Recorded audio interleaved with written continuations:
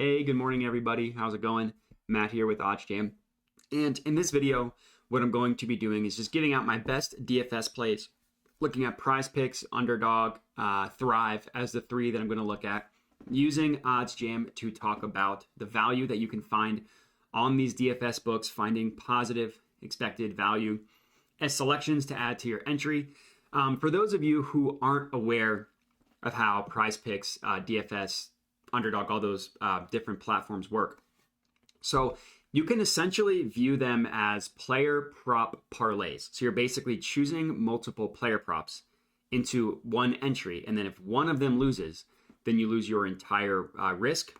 But if they all hit, then you profit. And then obviously the more you add, the higher your profits are going to be. So one thing that's cool is no matter what 2 plays or 3 plays or whatever plays you add, you're going to have the same payouts for each one, which means that we can actually back out how the odds work for, or what the, I guess I should say, we can back out what the implied odds are for an individual leg, depending on how many you are playing. So the standard one that people play is like 2, right? 2 legs, PrizePicks, Underdog. So what we determined, and by we, I mean the OddsJam co-founder Alex did the math behind it, realized that the implied odds for a 2-leg entry, a 2-selection entry on either PrizePicks and Underdog, each individual leg, so just one play, has the implied odds of minus 137. The reason, the way he was able to determine that, and I can show you exactly how. So if you do 2 legs and your that entry wins, you double your money. So that has the implied odds of plus 200 for the total one, right? You risk 50, you profit 100. Those are plus 200 odds in a normal sportsbook. So you can back out the individual odds for each individual play knowing that information. So I mentioned that they're minus 137, right? So you type in minus 137 puts the implied odds of plus 200. So that's for a 2 selection entry, 2-leg entry, whatever. But what we also know is that the payouts are different for each leg or for each, the payouts are different depending on how many legs you have for your entry. And what we also determined was that like it's minus 137 for a 2-leg. Well, how about a 5-leg, right? The highest payout. You're 20xing your money if you hit a 5-leg player prop one on PrizePicks. Well, let's just, the odds on that are minus 119, and I can show you exactly how. So you type in minus 119, and you do that for a 5-leg parlay, 5, and the parlay odds are plus 200, which means that if I risk 10, I profit 200, 20xing my money. So that's how the odds work for an individual leg, depending on the payouts. Now, what I can say is that different books have different payouts, right? Like PrizePicks and Underdog, they have the same for a 2-leg. The PrizePicks has the worst implied odds for a 3-leg. 3 and 4 legs don't really make sense. They have the worst implied odds. A 5-leg, you're actually getting a better payout on PrizePicks than Underdog. Underdog, you get better implied odds, I think, for a 4-leg. So just play with the payouts for each individual book, DFS platform, and you can kind of see how the payouts work and which one's different. So regardless, that's the math, that's the logic behind it. In terms of actually finding plays, so since we know that the implied odds for a 5-pick on Underdog is minus 122, for PrizePicks is minus 119, then with that information, if you can find a player prop that the sportsbooks give more favorable odds, meaning they think it's more likely than minus 122, minus 119, or minus 137, that would be a good entry to add to, good play, good selection to add to an entry, right? If the implied odds of Kelly Olynyk over 4.5 rebounds is minus 119, but all of the sports books, like the actual sports books themselves, the DraftKings, the FanDuels of the world, they price it to be above minus 119. That would be a good play. And that's exactly what OddsJam does. So if you go to OddsJam, you go to the positive expected value page, it literally provides player prop opportunities in which you are getting better odds, in which the sports books deem a play more likely than the implied odds you're getting on PrizePicks or Underdog. So for example, this first play that I'm talking about, Kelly Olynyk, or this Brook Lopez one, doesn't matter which one. I'll go into the individual plays in a little bit. Just want to talk about the math. So Kelly Olynyk over 4.5 rebounds. We know PrizePicks 5-leg, minus 119 odds. Look at this column here, the no vig odds, and look at what they price it, all the way up at minus 130.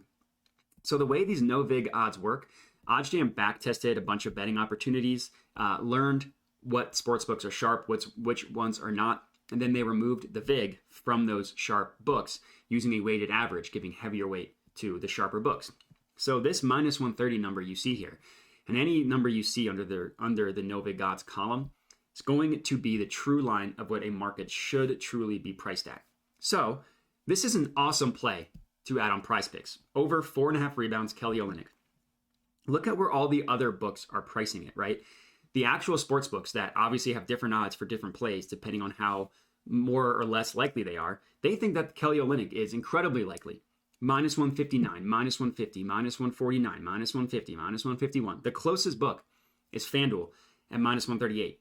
And we know that PrizePicks is giving it to us at minus 119. So this is an awesome play to add to a selection, to an entry. So going through the plays, here's my first one on PrizePicks. Kelly Olynyk over 4.5 rebounds.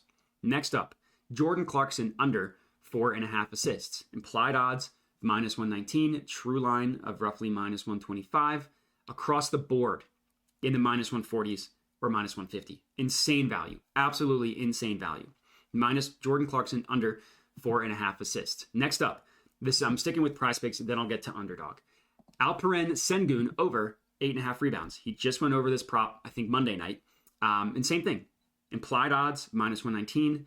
No vig line of minus 122. Across the board, not as good as the Clarkson one, but still good, right? Minus 160, minus 163, minus 135, minus 137. So here is the third one to add to your PrizePicks. Alperen Sengun over 8.5 rebounds. Next up, Kevin Hayes. This is hockey, so let me stick with NBA. Jared Vanderbilt under 8.5 rebounds. Minus 119 implied on PrizePicks. No vig line at minus 120. Across the board, minus 130, minus 143, minus 137, blah, blah, blah. This is another good one to add to your PrizePicks. So that's a couple that I gave specifically for PrizePicks. Let me look now at Underdog. Brook Lopez under 6.5 rebounds. So the payout on Underdog is a little bit different for 5 legs, has the implied odds of minus 122 as opposed to minus 119, but this is still an insane play. Minus 178, minus 147, minus 150, blah, blah, blah. No vig line, minus 133, a true line of minus 133. Underdog giving it to you minus 122 of the implied odds. Brook Lopez under 6.5 rebounds. Jalen Brunson under 1.5 made threes. This is something that I actually bet myself. You can see the check mark here on the actual sportsbook. I locked it in at Bet Rivers. No vig line, minus 122. Across the board, except for Bet Rivers, all pricing it significantly more favorably as more likely to occur. So Jalen Brunson under 1.5 made threes. This is an NHL one. Let me stick with NBA. John Collins under 8.5 rebounds. No vig line, minus 122. Pinnacle, minus 175. Other ones have it closer to the minus 130 range. Still a good price. John Collins under 8.5 rebounds. And the last one, Cade Cunningham under 22.5 points. No vig line above minus 122. Look at the other sports books, minus 148, minus 140, blah, blah, blah. So those are all my DFS NBA picks for tonight, the logic behind them, and how the odds work. If you have any questions, please let me know. Comment on the video with any feedback you have. Other than that, I recommend taking all of these, and I appreciate you guys watching, and have a good one.